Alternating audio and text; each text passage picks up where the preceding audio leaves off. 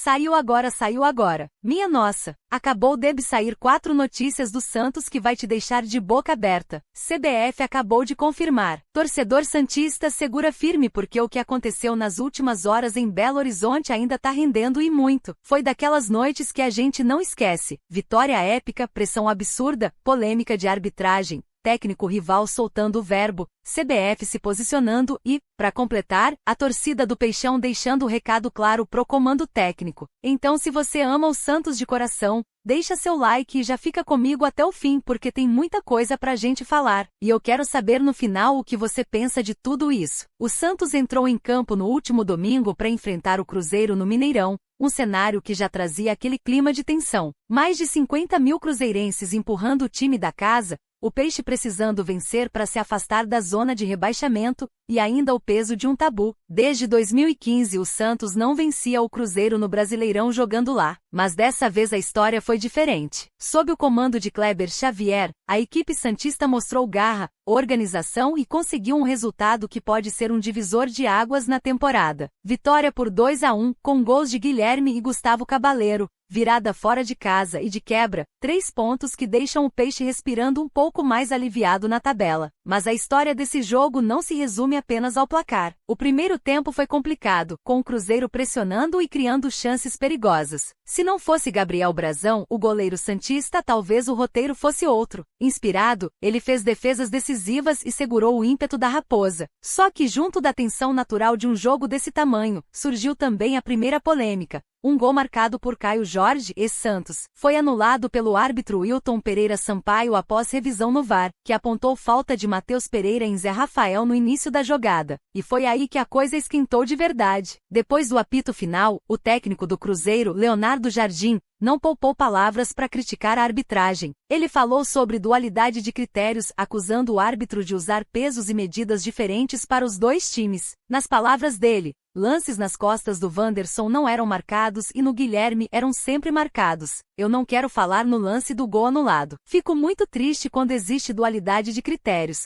quando para uma equipe é uma coisa e para outra é outra. O treinador ainda citou um lance aos 15 minutos, quando Kaique teria sofrido um toque dentro da área e o árbitro não marcou falta, comparando com a jogada que anulou o gol do Cruzeiro. E foi além. Eu gostaria que houvesse respeito. O erro é uma coisa, mas dualidade de critérios. Não podemos ter 2 pesos e 2 medidas. Enquanto isso, a CBF saiu em defesa de Wilton Pereira Sampaio. A entidade considerou a arbitragem boa e disse que a falta foi interpretativa, ou seja, uma jogada em que há margem para decisão de campo após consulta ao VAR. Para eles, o toque de Matheus Pereira em Zé Rafael foi suficiente para invalidar o lance. Mas claro, para a torcida e para o time mineiro, a sensação foi de revolta e até Cássio, fora de campo, soltou que o Cruzeiro jogou contra 12, deixando no ar que o árbitro teria ajudado o Santos. E se fora de campo o debate pegava fogo, dentro dele o Santos mostrava força na segunda etapa. As mudanças de Kleber Xavier funcionaram. O time passou a dominar as ações, buscou o empate e na sequência a virada. Cabaleiro e Guilherme foram decisivos,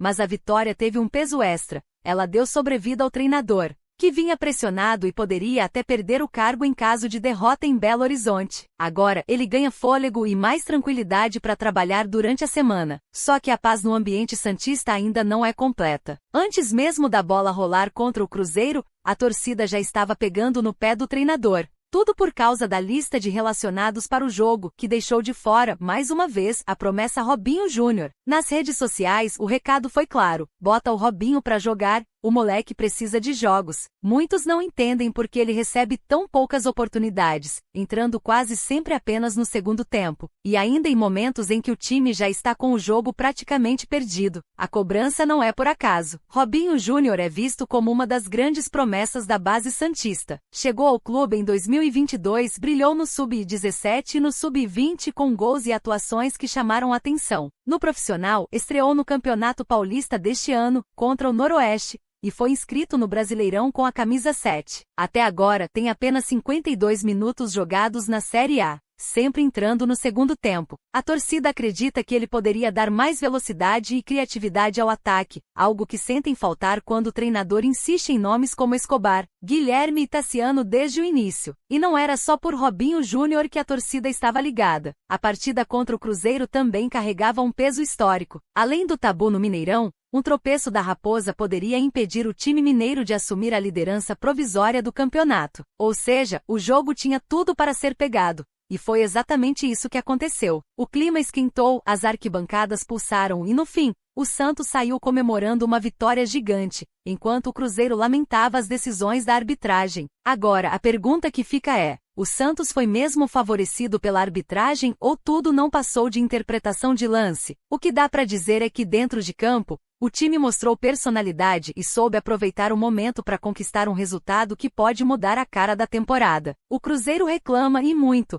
mas o Peixe fez por onde merecer a vitória, especialmente pela postura no segundo tempo. E com a sobrevida de Kleber Xavier, será que a tendência é o time embalar e subir de vez na tabela? O fato é que essa vitória mexe com todo o ambiente no Santos. Garante um pouco mais de tranquilidade pro treinador, mas também reforça a pressão da torcida por mudanças no time titular. E claro, a polêmica da arbitragem ainda vai render discussão durante a semana, principalmente porque os rivais mineiros não vão engolir fácil a anulação do gol de Caio Jorge. Torcedor, agora eu quero ouvir você. O que achou dessa vitória no Mineirão? Você acha que o Santos foi mesmo favorecido pela arbitragem ou o gol anulado do Cruzeiro foi corretamente invalidado? E sobre Robinho Júnior, você concorda que ele já merece ser titular no time? Deixa sua opinião aqui nos comentários porque a sua voz é parte dessa resenha. E olha, torcedor, se teve um nome que saiu ainda mais gigante dessa vitória no Mineirão foi o de Gabriel Brazão. Mais uma vez, o goleiro do Peixão fez a diferença e garantiu que o time voltasse para casa com os 3 pontos na bagagem. A partida terminou 2-1, gols de Guilherme e Gustavo Cabaleiro.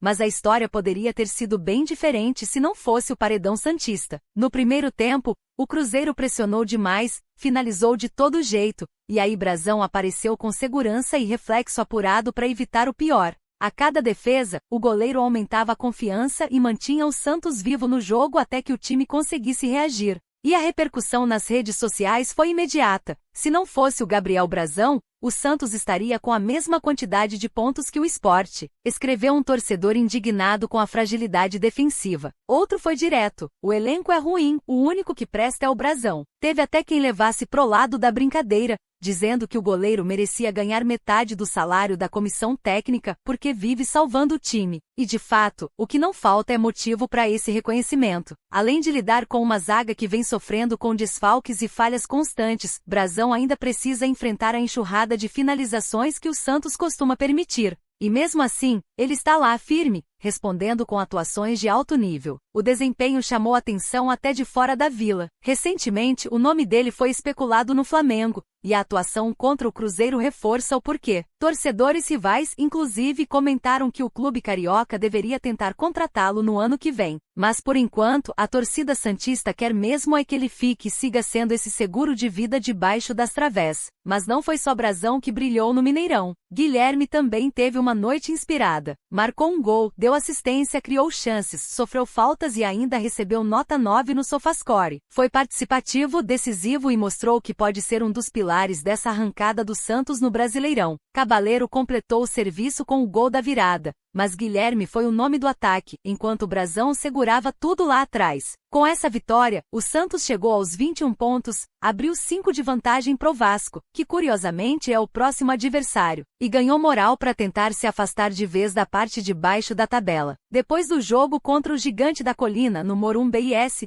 o Peixe encara o Bahia fora de casa e, na sequência, recebe o Fluminense na Vila Belmiro. É uma sequência pesada, mas que pode ser o trampolim para um segundo turno mais tranquilo. Agora me diz, torcedor, para você Brazão já é o melhor goleiro do Brasileirão até aqui? E o Guilherme, merece seguir como titular absoluto nesse time? Quero ver sua opinião aqui nos comentários.